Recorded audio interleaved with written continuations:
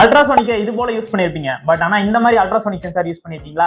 இதுவும் வந்து பாத்தீங்கன்னா அல்ட்ராசோனிக் சென்சார் தான் ஃப்ரெண்ட்ஸ். பட் இது வந்து பாத்தீங்கன்னா வாட்டர் ப்ரூஃப் அல்ட்ராசோனிக் சென்சார். இது வாங்கும் போதே வந்து பாத்தீங்கன்னா இது கூட ஒரு கண்ட்ரோலர் போர்டு வரும். நான் யூஸ் பண்றது வந்து பாத்தீங்கன்னா AJSR04M அப்படின்ற மாடியூல். இப்போ இந்த சென்சார் கூட வந்து பாத்தீங்கன்னா ஒரு பெரிய கேபிளா லென்த் கொடுத்துருப்பாங்க. இதை வந்து பாத்தீங்கன்னா இந்த மாடியூல் பேக் சைட்ல கனெக்ட் பண்றதுக்கு ஒரு சின்ன கனெக்ட் இருக்கும். இதை டைரக்டா அப்படியே கனெக்ட் பண்ணிக்கும். இப்போ இந்த சென்சார்ஸ்ல முன்னாடி வந்து பாத்தீங்கன்னா ஒரு பிளாக் கலர் கேப் மாதிரி இருக்கு இல்லையா? இதுக்குள்ளதான் வந்து பாத்தீங்கன்னா RxTX இருக்கும். ஐ மீன் அந்த ட்ரிகர் எக்கோ பண்ணும் இல்லையா? அந்த சவுண்ட் வேவ் எப்போ சிக்னல் சென்ட் பண்ணுதோ அதுக்கேற்ற மாதிரி எவ்வளவு டிஸ்டன்ஸ் இருக்கு அப்படின்றத இது மெஷர் பண்ணி சொல்லிடும். இது வந்து பாத்தீங்கன்னா மேக்ஸிமம் 25 சென்டிமீட்டர்ல இருந்து 450 சென்டிமீட்டர் வரைக்கும் டிஸ்டன்ஸ் அக்யூரேட்டா மெஷர் பண்ணிக்கலாம். இது வாட்டர் ப்ரூஃப் அப்படின்றதுனால இதை வாட்டர்ல இன்செர்ட் பண்ணியும் நம்மளால டிஸ்டன்ஸை மெஷர் பண்ண முடியும். ஸோ இது எதுக்காக வாங்கியிருக்கோம் அப்படின்னு சொல்லிட்டு கேட்டீங்கன்னா, நம்ம ரீசெண்டா வந்து பாத்தீங்கன்னா ஒரு வாட்டர் டேங்க் அலாரம் வீடியோ பண்ணிருப்போம். பட் அது வந்து பாத்தீங்கன்னா ஒயர்டு. இப்போ இதை யூஸ் பண்ணியே வந்து பாத்தீங்கன்னா ஒயர்லெஸ்ல பண்ண போறோம்.